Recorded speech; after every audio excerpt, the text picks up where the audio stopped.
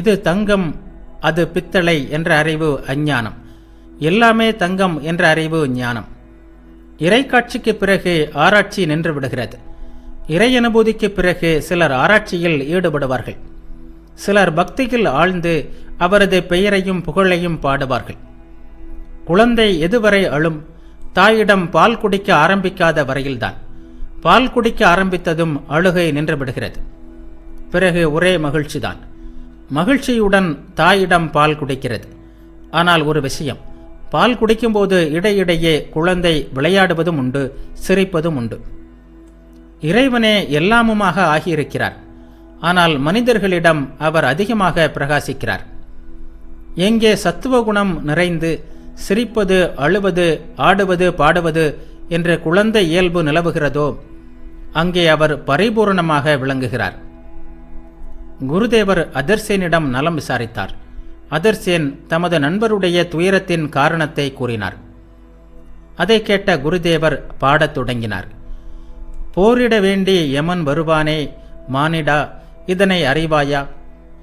போதையில் ஆழ்ந்தாய், விழித்திடு, யமனுடன் போரிட தயாராக இரு. ஆரமுதாகிய ஞானம் என்கின்ற அம்பரா தூணியை கொள்க. ஆழ்மன பக்தி என்னும் ரதமேறி ஆண்மையுடன் நீ போரிடுக. நாக்காம் வில்லை அன்பு என்கின்ற நாணால் நன்றாக வளைத்திடுவாய். நடனமிடும் திரு காளியின் பெயரால் பிரம்மாஸ்திரத்தை நாணேற்று. போர்க்களம் தனிலோர் தந்திரம் உண்டு, பகைவனை எளிதில் மாய்த்திடவே. தேரும் வேண்டாம், சாரதியும் வேண்டாம், கங்கை கரை தனில் போர் செய்தால். ஸ்ரீராமகிருஷ்ணர் கூறினார், என்ன செய்வாய்? மரணத்திற்கு தயாராக இரு. யமன் வீட்டில் புகுந்து விட்டான். இறைவனின் நாமமாகிய ஆயுதத்தை கொண்டு போரிட வேண்டும். கடவுள்தான் நம்மை இயக்குபவர்.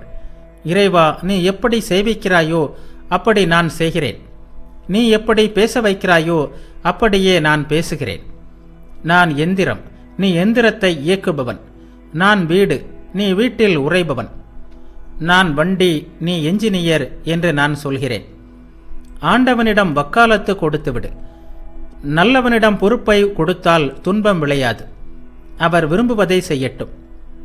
சொந்த மகன் ஆயிற்றே, எப்படி வேதனை இல்லாமல் போகும்? ராவண வதம் முடிந்தது. லட்சுமணன் ஓடி சென்று ராவணனை பார்த்தான். அவனது உடம்பில் துளைப்படாத இடம் ஒன்று கூட இல்லை. உடனே ராமரிடம், ராமா, உன் அம்பின் மகிமைதான் என்ன? ராவணனின் உடலில் அம்பு துளைக்காத இடம் ஒன்று கூட இல்லையே என்று சொன்னான். அதற்கு ராமர், தம்பி, நீ பார்க்கும் துளைகள் அம்பால் ஏற்பட்டவை அல்ல. புத்திர சுகத்தால் ராவணனின் எலும்புகள் நுறுங்கி போயிருக்கின்றன. அந்த துளைகள் அவனது புத்திர சுகத்தின் சின்னங்கள். சோகம் எலும்பு வரை சென்று துளைத்திருக்கிறது என்று கூறினார். ஆனால் இந்த அனைத்தும் நிலையற்றவை. வீடு, மனைவி, மக்கள் எல்லாம் 2 நாட்களுக்கு மட்டுமே. பனைமரம்தான் உண்மை. 2 பனம்பழங்கள் உதிர்ந்து விட்டன. இதற்கு வருத்தம் ஏன்? படைத்தல், காத்தல், அழித்தல் ஆகிய 3 தொழில்களை கடவுள் செய்கிறார். மரணம் சர்வ நிச்சயமான ஒன்று. பிரளய காலத்தில் எல்லாம் அழிந்துவிடும், எதுவும் மிஞ்சாது. அம்பிகை அடுத்த படைப்பிற்கான விதைகளை சேகரித்து மட்டும் வைக்கிறாள். புதிய படைப்பின் போது அவற்றை வெளியே கொண்டு வருகிறாள்.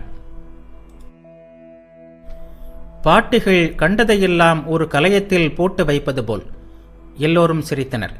அந்த கலயத்தில் வெள்ளரி விதை, கடல் நுரை, வாயு மாத்திரை எல்லாம் இருக்கும்.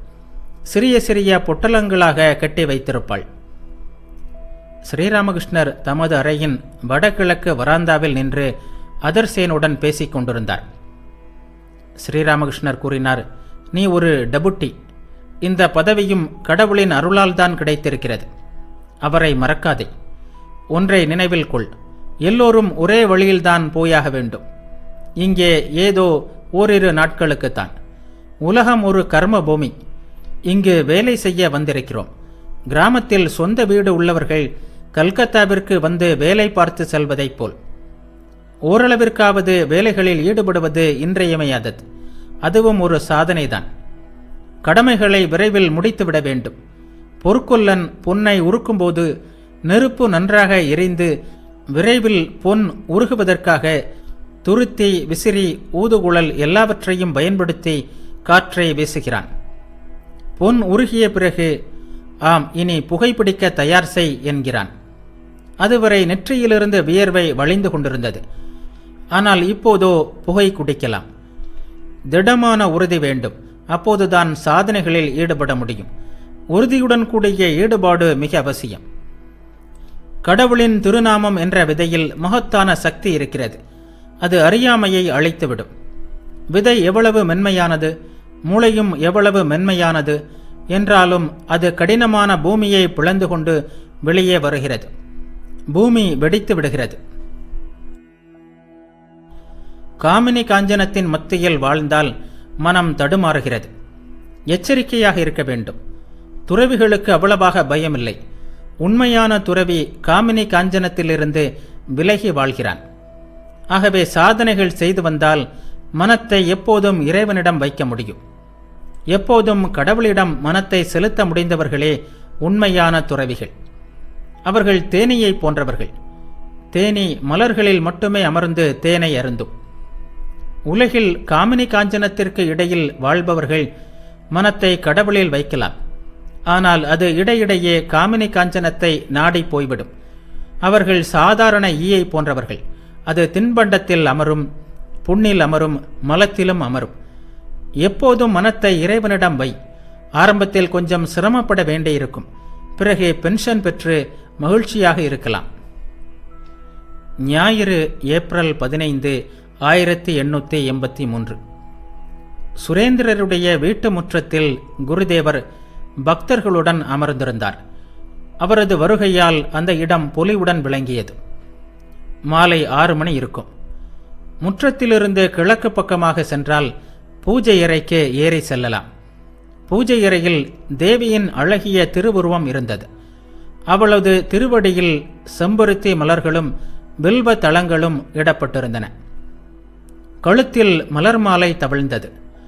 அவளும் அந்த பூஜை அறையை பொலிவாக்கியபடி எழுந்தருளினாள். அன்று அன்னபூரணி பூஜை நாள்.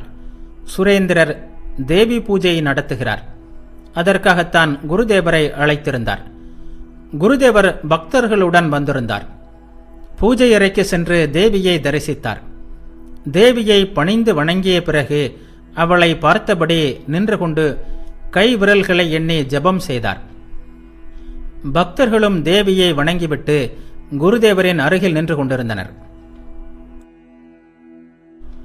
பிறகு குருதேவர் பக்தர்களுடன் முற்றத்திற்கு வந்தார். அங்கு ஜமுக்களமும் விரிக்கப்பட்டிருந்தது. அதன் மீது ஒரு விரிப்பை விரித்து சில திண்டுகளையும் வைத்திருந்தார்கள். ஒரு பக்கம் மிருதங்கம், ஜால்ரா முதலிய இசைக்கருவிகளுடன் சில வைணவர்கள் உட்கார்ந்திருந்தனர். சங்கீர்த்தனம் நடைபெற இருந்தது. குருதேவரை சுற்றி பக்தர்கள் அமர்ந்தார்கள். வசதியாக ஒரு திண்டில் சாய்ந்து உட்காரும்படி குருதேவரிடம் கூறினர். ஆனால் அவர் திண்டை பயன்படுத்தாமல் அதை தள்ளி வைத்துவிட்டு அமர்ந்தார். ஸ்ரீராமகிருஷ்ணர் பக்தர்களிடம் கூறினார், திண்டில் சாய்ந்து உட்கார்வதா? விஷயம் என்ன தெரியுமா? அகங்காரத்தை விடுவது மிகவும் கடினம். ஆராய்ந்து பார்த்தால் அகங்காரம் சிறிதும் இல்லை என்று தோன்றும். ஆனால் அது மறுபடியும் எங்கிருந்தோ வந்து ஒட்டிக்கொள்ளும். தலை வெட்டப்பட்ட பிறகும் கூட ஆட்டின் உடல் சிறிது நேரம் துடித்து கொண்டே இருக்கும். கனவில் ஒரு பயங்கரமான காட்சியை பார்க்கிறாய். தூக்கம் கலைந்து விட்டது. நன்றாக விழித்து கொண்ட பிறகும் கூட நெஞ்சு படபடவென்று அடித்துக் கொள்கிறது. அகங்காரமும் அது போன்றதுதான். அடித்து துரத்தினாலும் எங்கிருந்தோ வந்து சேர்ந்து விடுகிறது. அப்போது முகத்தை தூக்கி வைத்துக்கொண்டு எனக்கு உரிய மரியாதை தரப்படவில்லை என்பான். கேதார் கூறினார், புல்லை விட பணிவாக, மரத்தை விட பொறுமையாக இருக்க வேண்டும். ஸ்ரீராமகிருஷ்ணர் கூறினார், நான் பக்தர்களுடைய பாத தூசியின் தூசி. அப்போது வைத்தியநாத் என்பவர் வந்தார். அவர் நன்கு படித்தவர். கல்கத்தா உயர்நீதிமன்றத்தில் வக்கீலாக இருந்தவர். குருதேவரை கைகூப்பி வணங்கிவிட்டு ஒரு பக்கமாக அமர்ந்தார்.